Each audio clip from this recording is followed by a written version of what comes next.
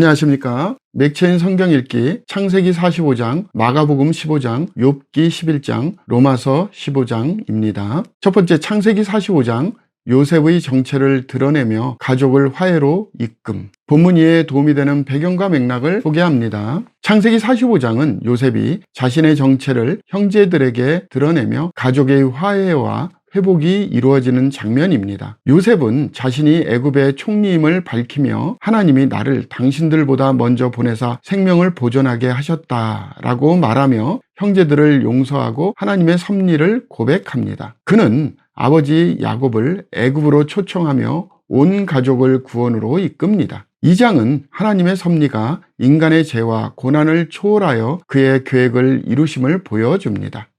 본문의 중요 구절을 소개합니다. 창세기 45장 5절, 당신들이 나를 이곳에 팔았다고 해서 근심하지 마소서, 한탄하지 마소서. 하나님이 생명을 구원하시려고 나를 당신들보다 먼저 보내셨나이다.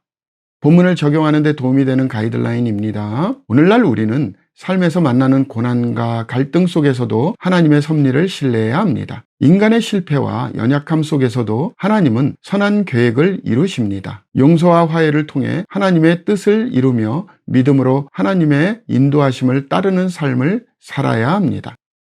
두 번째 본문 마가복음 15장, 예수님의 십자가 고난과 희생. 본문 이해에 도움이 되는 배경과 맥락을 소개합니다. 마가복음 15장은 예수님께서 빌라도 앞에서 신문을 받으시고 십자가에 못 박히시는 과정을 기록합니다. 예수님은 조롱과 고난을 받으시면서도 십자가에서 내려오라는 사람들의 도전을 묵묵히 감당하셨습니다. 예수님의 죽음은 성소 휘장이 찢겨지는 사건과 백부장의 고백을 통해 구속사역의 성취와 하나님의 아들로서의 신성을 드러냅니다. 이 장은 예수님의 희생이 구속사의 중심임을 보여줍니다.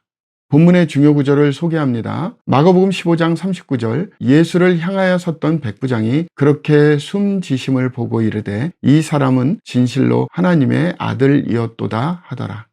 본문을 적용하는 데 도움이 되는 가이드라인입니다. 오늘날 우리는 예수님의 십자가를 통해 우리의 죄가 용서받았음을 기억해야 합니다. 그분의 희생으로 인해 구원의 은혜를 받았음을 감사하며 우리의 삶을 그의 영광을 위해 헌신해야 합니다. 십자가를 바라보며 고난 속에서도 믿음을 잃지 않고 하나님께 순종하는 삶을 살아야 합니다.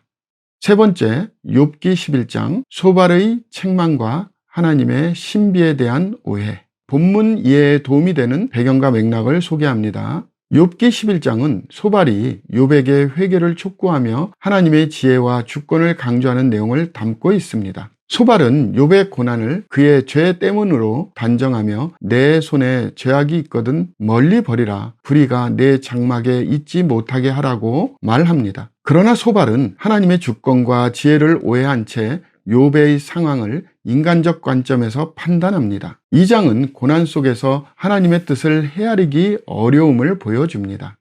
본문의 중요 구절을 소개합니다. 욥기 11장 7절, 내가 하나님의 오묘함을 어찌 능히 측량하며 전능자를 어찌 능히 완전히 알겠느냐. 본문을 적용하는 데 도움이 되는 가이드라인입니다. 오늘날 우리는 타인의 고난을 성급히 판단하지 말고 하나님의 주권과 지혜를 신뢰해야 합니다. 하나님의 계획은 우리의 이해를 초월하며 그분의 뜻을 겸손히 묵상하며 따를 필요가 있습니다. 고난 속에서도 하나님을 의지하며 사랑과 격려로 이웃을 대해야 합니다. 마지막 로마서 15장, 서로를 세우는 믿음과 하나님의 영광.